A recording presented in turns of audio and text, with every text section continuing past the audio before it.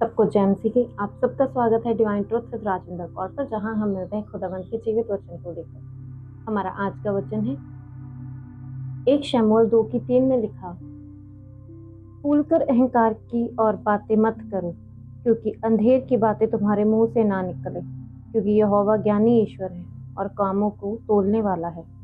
ये वचन घमंड और अभिमान के बारे में बात करता है। वो हमें एक चेतावनी देता है। खुदावंद कहता है कि तुम्हें घमंडी नहीं बनना, अहंकारी नहीं बनना। परमेश्वर ने कहा ईश्वर सब जानता है, हमारे कर्म, हमारे काम, वो हमें पूरी तरह से जानता है। परमेश्वर, उससे कुछ भी छुपा हुआ नहीं है, ढका हुआ नहीं है। परमेश्वर से कुछ भी हम ये नहीं कह सकते कि हाँ हमने ये काम हम छुप के कर लेंगे तो खुदावंद को पता नहीं चलेगा।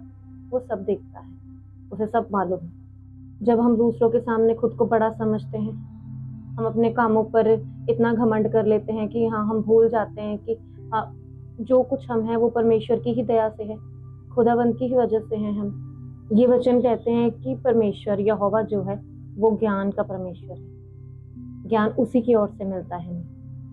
वो सब जानता है, हमारे दिमाग में, हमारे दिल में क्या चल रहा है, हमारी क्या मन की इच्छा है, हम क्या सोचते हैं, हमारी मंशा क्या है किसी चीज के पीछे। खुदावंद सब जानता है।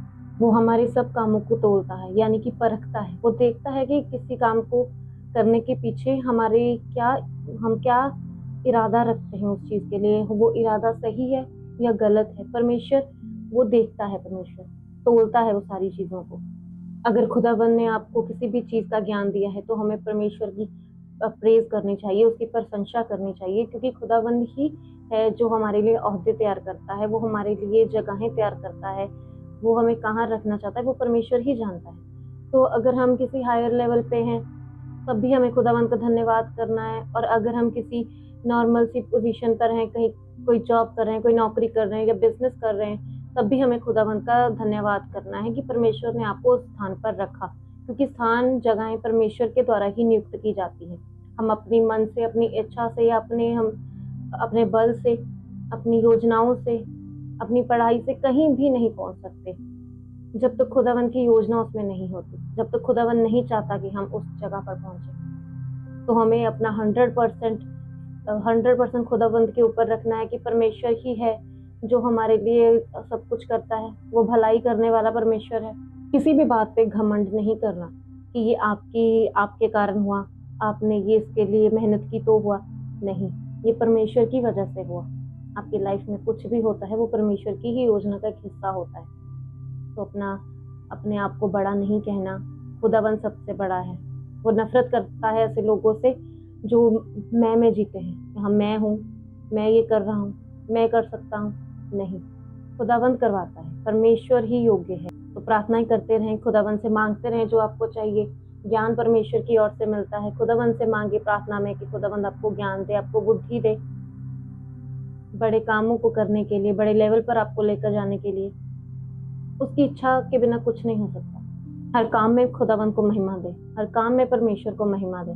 खुद की तारीफ करना छोड़ दे, वो डेविल की ओर से होता है। जब हम कहते हैं ना कि हाँ मैंने ये कर लिया, मैं ये कर सकता हूँ, तो वो परमेश्वर की ओर से नहीं है। खुदावंद ने हमें कहा है कि तुम मेरी प्रेज करो, मेरी महिमा करो। एक प्रार्थना को करेंगे कि परमेश्वर मुझे नम्र बना खुदावंद, मेरी बातों में कभी खुदावंद घमंड ना आए। परमेश्वर मैं जो करूँ परमेश्वर तेरी ओर से करूँ, तेरी इच्छा से करूँ खुदावंद। मैं हर काम में तुझे महिमा दूँ परमेश्वर। मेरे मन को खुदावंद नम्र कर दे खुदावंद, मुझ में मैं कभी ना आए खुदावंद।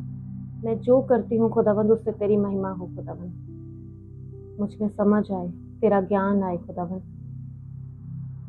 मुझे अपने ज्ञान से भर दे परमेश्वर, अपनी बुद्धि से परमेश्वर, क्योंकि ज्ञान परमेश्वर तेरी ओर से ही है खुदावंद। मैं तेरे उस ज्ञान को मांगती हूँ परमेश्वर, तेरी उस बुद्धि को मांगती हूँ परमेश्वर।